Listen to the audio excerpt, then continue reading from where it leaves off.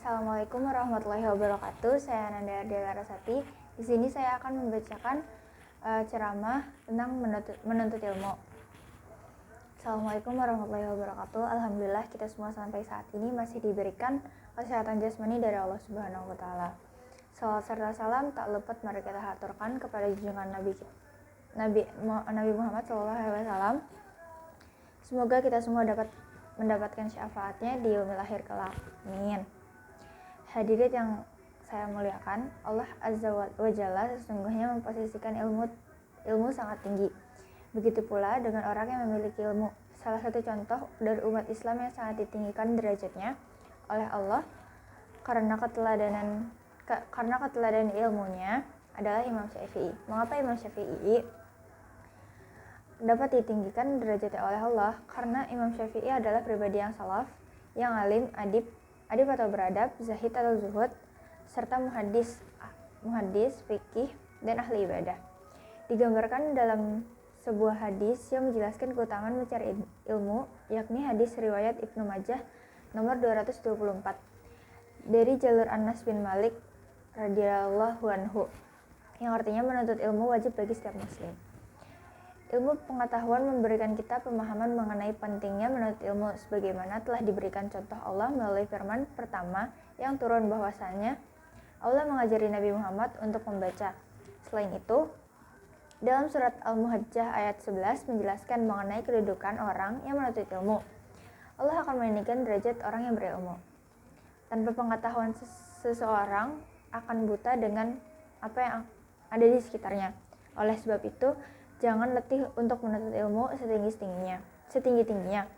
Menurut tafsir Al-Qurtubi dan buku Tariq ilal Ilmi As-Subulum Naji'ah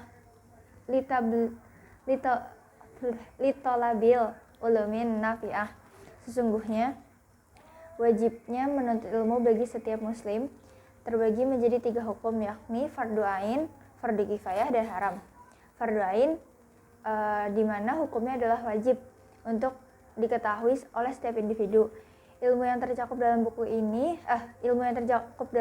hukum ini adalah semua ilmu syar'i yang menjadi pengetahuan dasar tentang agama, baik permasalahan, usul atau asas seperti akidah, tauhid, dan manhaj, sampai permasalahan furu atau cabang seperti sholat, zakat, sedekah, haji, dan semisalnya.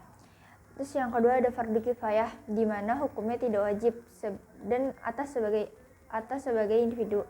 Tidak mungkin semua orang dapat mempelajarinya kapanpun diwajibkan atas setiap individu. Tidak semua orang dapat melakukannya. Bahkan mungkin saja dapat menghambat jalan hidup mereka. Oleh karena itu, hanya sebagian orang saja yang diberi kemudahan oleh Allah untuk mempelajarinya dengan rahmat dan hikmahnya.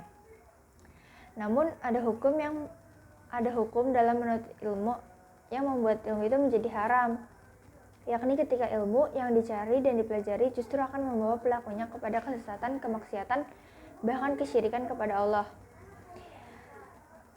Sesuai firman Allah dalam surat Al-Baqarah ayat 102 yang artinya, dan mereka mempelajari sesuatu yang mencelakakan dan tidak memberi manfaat, dan sesungguhnya mereka telah meyakini bahwa barang siapa yang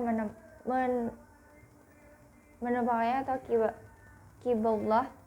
kitabullah dengan sihir itu, niscaya tidak mendapat keuntungan di akhirat. Sungguh sangat buruk perbuatan mereka yang menjual dirinya dengan sihir, sekiranya mereka mengetahui.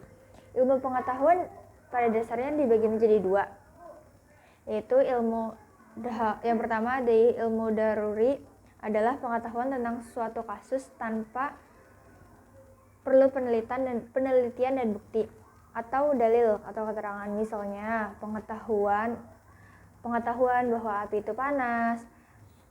Terus yang kedua ada ilmu nazri, adalah pengetahuan tentang kasus yang didahului dengan penelitian dan pembuktian dengan dalil. Misalnya pengetahuan tentang tata cara wudhu dan sholat. Demikian yang saya tuturkan. Apabila ada salah ucap, saya mohon maaf.